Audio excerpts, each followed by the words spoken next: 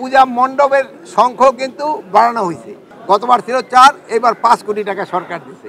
এটার কিন্তু একটু পবিত্রতা বজায় রাখতে হবে। এই যে আপনারা অনেকে দেখি দুই একটা যে স্যান্ডেল ট্যান্ডেল নিয়ে কিন্তু এটার উপরে উঠবেন না। পূজা যেন নির্বিঘ্নভাবে হতে পারে, এই জন্য আমরা একটা কিন্তু নতুন অ্যাপও খুলেছি। সব ধর্মের লোকই কিন্তু এটা দেখার জন্য আসে।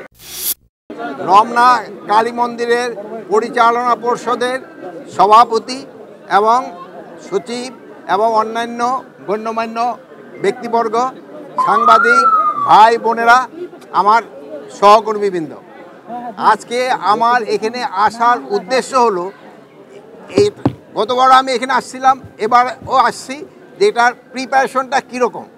আমি দেখলাম প্রিপারেশন বেশ ভালো হয়েছে এবং আপনাদের আমি আশ্বস্ত করতে চাই গতবারের চেয়েও এবার পূজা আরও ভালোভাবে হবে। এটা খুব উৎসব মুখর হবে এবং সবাই এটার পবিত্রতা বজায় রাখবে। এটা কিন্তু একটা ধর্মীয় অনুষ্ঠান, এটার কিন্তু একটু পবিত্রতা বজায় রাখতে হবে। এই যে আপনারা অনেকে দেখি দুই একটা যে স্যান্ডেল ট্যান্ডেল নিয়ে কিন্তু এটার উপরে উঠবেন না। এতে কিন্তু এর পবিত্রতাটা কিন্তু নষ্ট হয়। যেহেতু ধর্মীয় অনুষ্ঠান, ধর্মীয় সব রীতি নীতি মেনে আপনারা এখানে যার যার কাজ সে করবেন এবং আমি আশা করব পূজাটা খুবই নির্বিঘ্নে হবে এবং উৎসব মুখর হবে।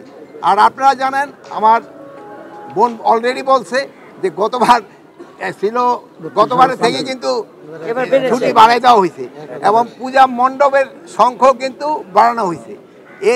এর আগে গত 15 বছর ছিল 2 কোটি টাকা সরকার দিত, কিন্তু এবার কিন্তু সরকার 5 কোটি টাকা সরকার দিছে। গতবার ছিল 4, এবার 5 কোটি টাকা সরকার দিছে। এজন্য এরপরও যদি কোনো রকমের কোনো ধরনের থাকে, প্রয়োজন থাকে, আমরা অবশ্যই দেখব। প্লাস আপনারা জানেন পূজা যেন নির্বিঘ্নভাবে হতে পারে, এই জন্য আমরা একটা কিন্তু নতুন অ্যাপও খুলেছি। কোথায় কি ঘটবে এটার সাথে সাথে যেন জানা যায়। আর আরেকটা জিনিস হলো, এবার এটার শান্তি শৃঙ্খলা রক্ষাতে আমরা কিন্তু পূজা কমিটিকেও কিন্তু আমরা অনুরোধ করেছি, তারাও এটা সব সময় অবজার্ভ করার জন্য তাদেরও কিন্তু 7 জন লোক থাকবে। আমাদের আনসার থাকবে, অন্যান্য আইন শৃঙ্খলার বাহিনীর লোক থাকবে, পুলিশ থাকবে, সাথে সাথে তাদেরও নিজস্ব লোক থাকবে। কোনো 24 ঘন্টা এটা পুরো অবজারভেশনের ভিতরে থাকবে।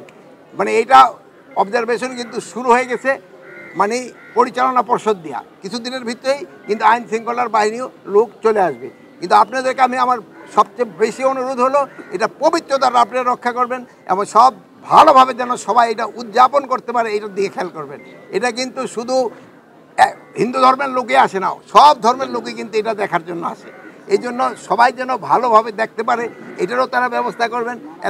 আর এই যে এইখানকার যে পরিচালনা পর্ষদ আছে, তারাও কিন্তু গতবার খুবই সুন্দরভাবে, সুষ্ঠুভাবে এবং উৎসব মুখর পরিবেশে এটা কিন্তু করতে পারছে। এবারও তারা করবে, এটা আমি আশা করি। কোনো ধরনের কোনো হামলার কোনো হুমকি নাই, সব কিছু ভালোভাবে। আপনারা তো শুনছেন, আমাদের ভাই বোনেরা অলরেডি কিন্তু তারা বলছে। এখনও আপনারা বাইরের কোনো কথায় কান দিবেন না, আপনার বাইরের কথায় কোনো কান দিবেন না। এটা যেন ভালোভাবে হয়ে যায়, এটা আপনাদেরও কিন্তু সবাই সাহায্য সহযোগিতা দরকার।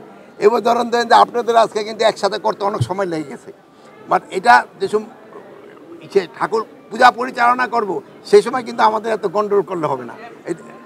আমার মনে হয় শোনেন, তাদের নিজেদের ভিতরে সব জায়গায় হয়, কিন্তু আজকাল ভাই বোনের ভিতরে আন্দোলন থাকে, ভাই ভাইকে ভিতরে থাকে, পাড়াপড়শিদের ভিতরে থাকে। বাট এটা যেহেতু ধর্মীয় অনুষ্ঠান, এখানে কোনো আন্তঃকন্দল থাকবে না, সবাই একসাথে এটা উদযাপন করবে।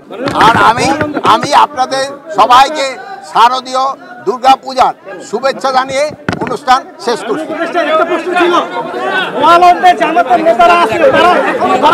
খবরের কাগজ, নিখাদ, নির্ভীক, নিরপেক্ষ।